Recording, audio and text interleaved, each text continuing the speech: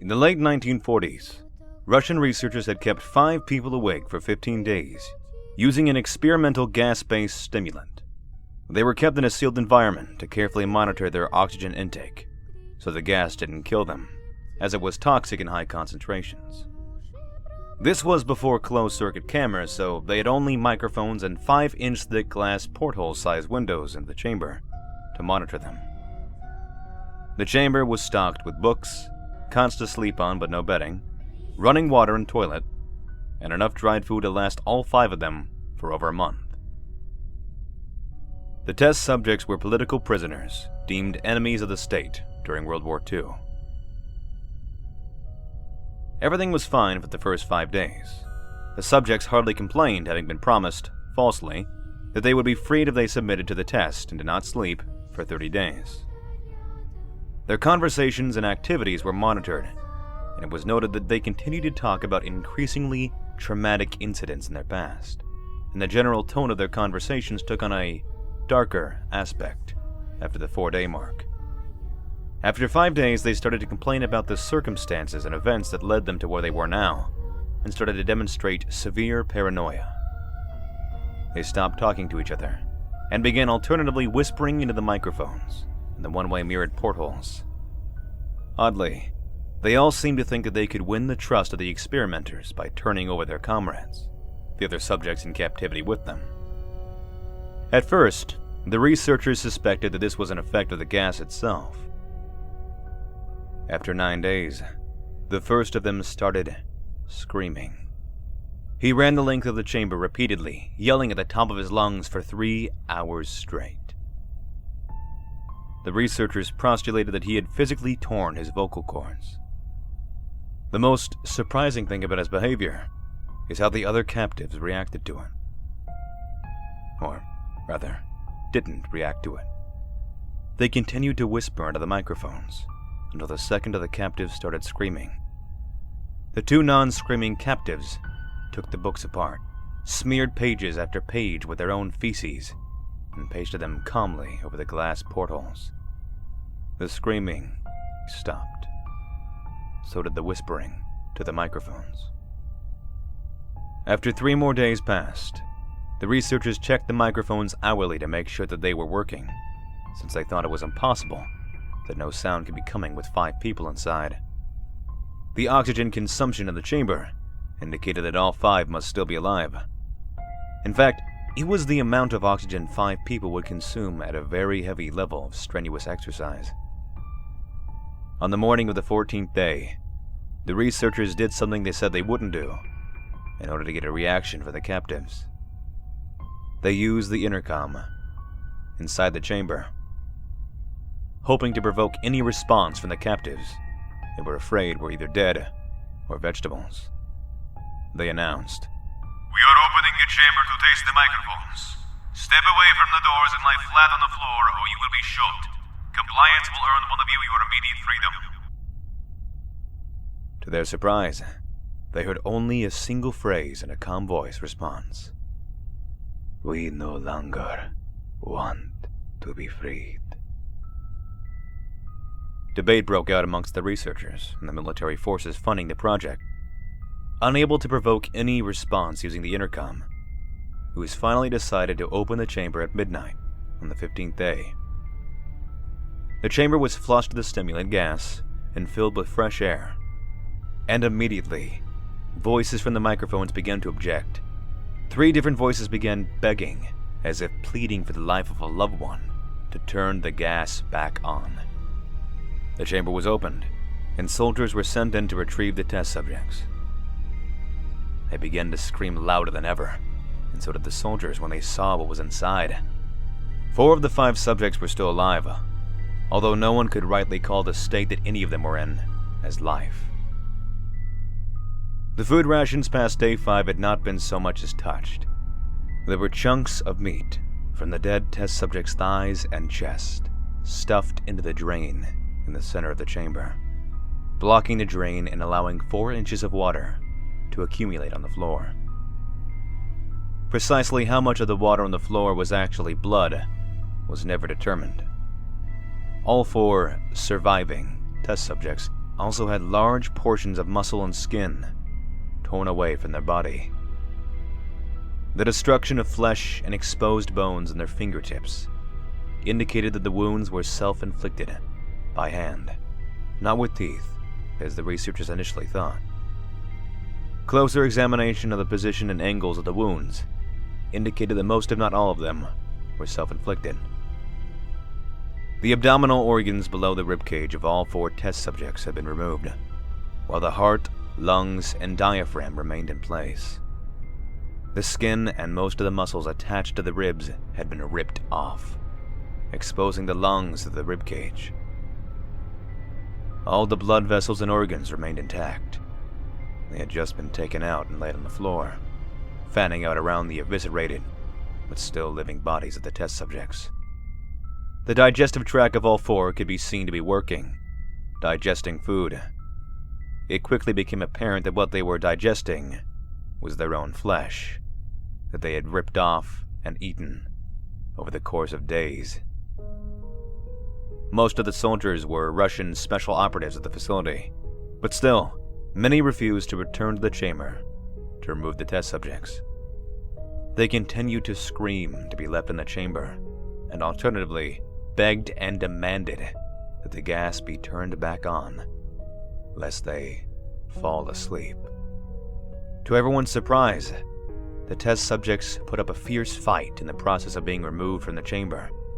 One of the Russian soldiers died from having his throat ripped out. Another was gravely injured by having his testicles ripped off and an artery in his leg severed by one of the subject's teeth. Another 5 of the soldiers lost their lives, if you count ones that committed suicide in the weeks following the incident.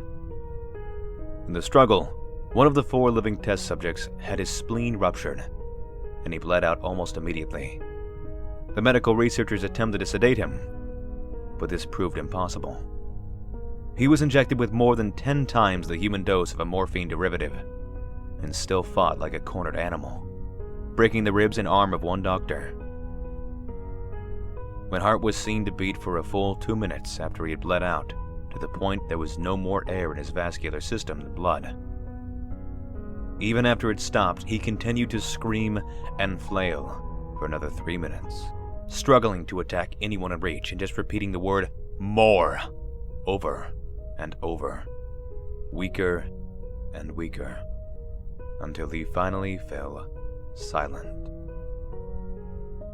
The surviving 3 test subjects were heavily restrained and moved to a medical facility. The 2 with intact vocal cords continuously begging for the gas, demanding to be kept awake.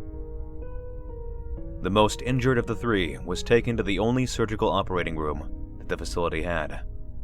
In the process of preparing the subject to have his organs placed back within his body, it was found that he was effectively immune to the sedative they had given him to prepare him for the surgery. He fought furiously against his restraints when the anesthetic gas was brought out to put him under. He managed to tear most of the way through a 4-inch wide leather strap on his wrist, even through the weight of a 200-pound soldier holding that wrist as well. It took only a little more anesthetic than normal to put him under, and the instant his eyelids fluttered and closed, his heart stopped. In the autopsy of the test subject that died on the operating table, it was found that his blood had tripled the normal level of oxygen. His muscles that were still attached to his skeleton were badly torn, and he had broken 9 bones in a struggle to not be subdued. Most of them were from the force his own muscles had exerted on them. The second survivor had been the first of the group of 5 to start screaming. His vocal cords destroyed, he was unable to beg or object to surgery, and he only reacted by shaking his head violently in disapproval when the anesthetic gas was brought near him.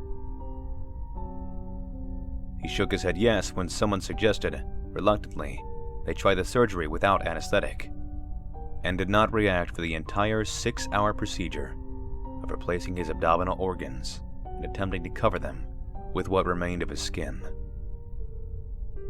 The surgeon presiding stated repeatedly that it should be medically impossible for the patient to still be alive. One terrified nurse assisting the surgery stated that she had seen the patient's mouth curl into a smile several times whenever his eyes met hers. When the surgery ended, the subject looked at the surgeon and began to wheeze loudly, attempting to talk while struggling. Assuming this must be something of drastic importance, the surgeon had a pen and pad fetched so the patient could write his message. It was simple. Keep cutting. The other 2 test subjects were given the same surgery, both without anesthetic as well. Although they had to be injected with a paralytic for the duration of the operation, the surgeon found it impossible to perform the operation while the patients laughed continuously. Once paralyzed, the subjects could only follow the attending researchers with their eyes. The paralytic cleared their system in an abnormally short period of time, and they were soon trying to escape their bonds. The moment they could speak, they were again asking for the stimulant gas. The researchers tried asking them why they had injured themselves, why they had ripped out their own guts, and why they wanted to be given the gas again. Only one response was given. I must remain awake. All 3 subjects' restraints were reinforced, and they were placed back into the chamber, awaiting determination as to what should be done with them. The researchers, facing the wrath of their military benefactors for having failed the stated goal of their project, considered euthanizing the surviving subjects. The commanding officer, an ex-KGB, instead saw potential and wanted to see what would happen if they were put back on the gas. The researchers strongly objected, but were overruled. In preparation for being sealed in the chamber again, the subjects were connected to an EEG monitor and had the restraints padded for long-term confinement. To everyone's surprise, all 3 stopped struggling the moment it was let slip that they were going back on the gas. It was obvious that at this point, all 3 were putting up a great struggle to stay awake. One of the subjects that could speak was humming loudly and continuously. The mute subject was straining his legs against the leather bonds with all his might.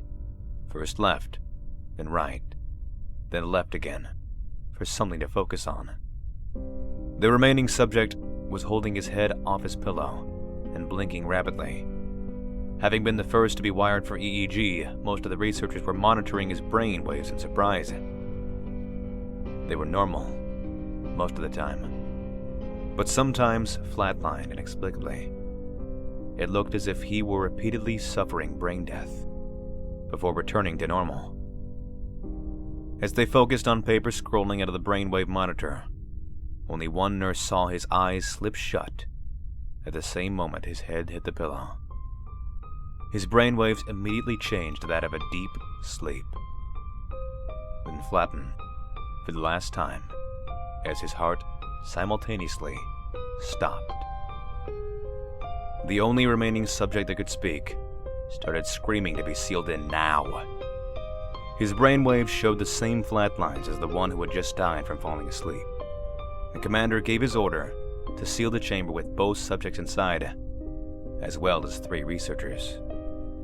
One of the named 3 immediately drew his gun and shot the commander point blank between the eyes, then turned the gun on the mute subject and blew his brains out as well. He pointed his gun at the remaining subject, still restrained to a bed as the remaining members of the medical and research team fled the room. I won't be locked in here with these things. Not with you, he screamed at the man strapped to the table. What are you? He demanded. I must know. The subject smiled. Have you forgotten so easily? The subject asked. We are you. We are the madness that lurks within you all, begging to be free at every moment in your deepest animal mind. We are what you hide from in your beds every night. We are what you sedate into silence and paralysis when you go to the nocturnal haven where we cannot tread.